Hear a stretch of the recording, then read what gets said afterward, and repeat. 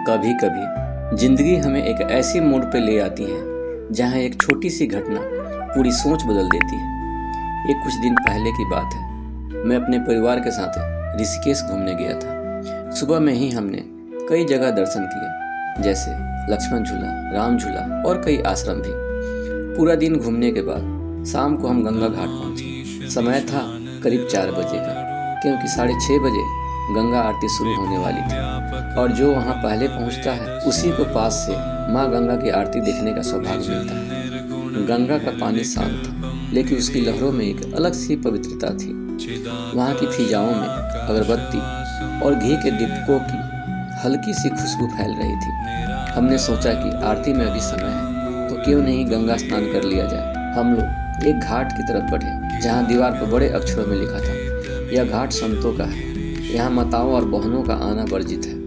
ये पढ़कर हम लोग उसी घाट के दूसरी तरफ जाकर स्नान करने लगे। स्नान करते समय गंगा का शीतल जल शरीर ही नहीं मन को भी शांति दे रहा था। उस वक्त दिल को एक अजीब सी सुकून मिल रही थी। ऐसा लग रहा था जैसे बरसों से प्यासी आत्मा अब जाकर तृप्त हो रही हो। कुछ देर बाद जब हम लोग स्नान करके बाहर आए, तभी हमारी नज़र सामने पड़ी, जहाँ 2 लड़कियाँ लगभग 18 या 20 साल की होंगी अपने 2 दोस्तों के साथ आई थी।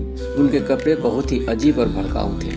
एक ने काला रंग की हाफ पैंट और फैशन वाली पिंक ब्रा और दूसरी ने पारदर्शी पीले रंग की फ्रॉक पहन रखी थी। उनके कपड़े इतने पारदर्शी थे कि किसी को भी कुछ देखने के लिए अलग से ध्यान लगाने की जरूरत नहीं थी। चारों जूते पहने ही घाट के अंदर चले गए और वहाँ फोटो शूट करने लगे। घाट पर मौजूद लोग उन्हें देख रहे थे, लेकिन कोई कुछ कह नहीं रहा था, क्योंकि सबने दीवार पर लिखा हुआ पहले ही पढ़ लिया था कि ये घाट संतों का है। तभी कुछ देर बाद वहाँ एक संत महाराज स्नान करने आए। उस वक्त संध्या होने वाली थी और शायद उन्हें गंगा आरती में जाना था। उनके चेहरे पर शांति थी, लेकिन आंखों में आग थी। उन्होंने लड़कियों को देखा और बहुत धीमी लेकिन भारी आवाज़ में बोले, बेटी, तुम लोग इतने बड़े बड़े अक्षरों में लिखा हुआ भी नहीं पढ़ सके? लड़कियों ने कोई जवाब नहीं दिया। या तुम लोगों ने अपने कपड़ों के साथ साथ अपने संस्कार और तहजीब भी कहीं उतार कर आई हो? ये शब्द सुनकर पूरा घाट एकदम शांत हो गया। हवा भी जैसे थम सी गई हो। संत की आवाज़ अब कांप रही थी, नारी तो देवी का रूप होती है और तुम लोग उसे तमाशा बना रही हो। फिर उन्होंने धीरे से कहा, लज्जा नारी का आभूषण है, अर्थात नारी की सबसे बड़ी सुंदरता उसके संस्कार और उसकी मर्यादा होती है। नारी जाति की महिमा तुम लोग संभाल नहीं पा रही हो तो कम से कम उसकी छवि को खराब तो मत करो। तुम लोग सोचती हो कि जिस्म की नुमाइश करने से बहुत अच्छी दिखोगी, लोग तुम्हें बहुत पैसे वाला समझेंगे, लेकिन याद रखना, सम्मान कपड़ों से नहीं संस्कारों से मिलती है। उन्होंने एक और दोहा कहा, बड़ा हुआ तो क्या हुआ, जैसे पेड़ खजूर, पंथी को छाया नहीं, फल लगे अति दूर। अर्थात यदि किसी के पास ऊंची पढ़ाई या दिखावा हो, लेकिन व्यवहार और संस्कार न हो, तो उसका बड़ा होना किसी काम का नहीं। ये सुनकर लड़कियों के चेहरे पर कोई शर्म हया का भाव नहीं था, जैसे उन्हें कोई फर्क ही नहीं पड़ा हो। संत की नज़र अब उनके साथ खड़े दोनों लड़कों पर पड़ी। दोनों के बाल बहुत बड़े थे और दूर से देखने में वे लड़कियों जैसे ही लग रहे थे। संत बोले, तुम दोनों लड़की हो या लड़के? फिर बिना जवाब सुने ही बोले, तुम्हारे पिता तुम्हें पढ़ाने के लिए वो लोन लेकर भेजे हैं। यह सुनते ही दोनों लड़के थोड़ा चौंके।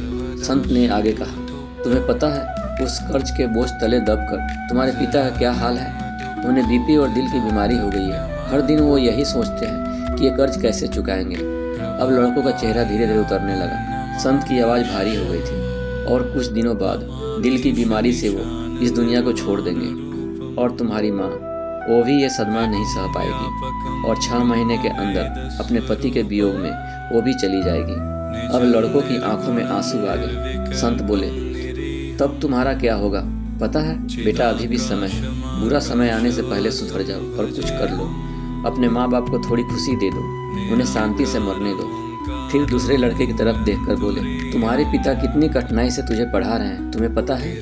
वो खुद को 2 वक्त की रोटी नहीं खाते, लेकिन तेरे लिए पैसे जरूर भेजते हैं ताकि उनका बेटा पढ़ लेकर उनका नाम रोशन करे। और तेरी माँ, वो कैंसर से मर रही है, इलाज के लिए पैसे नहीं है और तू यहाँ। लड़का वहीं फुट फुट कर रो पड़ा। संत ने धीरे से कहा, मातृदेवो भव, पितृदेवो भव, अर्थात माता और पिता को भगवान के समान मानो। फिर संत गंगा में स्नान करने चले गए, लेकिन उनके शब्द उन दोनों युवाओं के दिल में तूफान बनकर गूंज रहे थे। गंगा की लहरें भी जैसे कह रही थी, जो माता पिता के आंसू समझ लेते हैं उनकी जिंदगी अपने आप सुधर जाती है। थोड़ी देर बाद चारों चुपचाप वहाँ से चले गए। उस दिन शायद उन्हें समझ आ गया था, जिंदगी सिर्फ मौज मस्ती के लिए नहीं होती, माँ बाप के सपनों की जिम्मेदारी भी होती है। तुलसीदास जी ने ठीक ही कहा है, परहित सरिस धर्म नहीं भाई, पर पीड़ा सम नहीं अधमाई।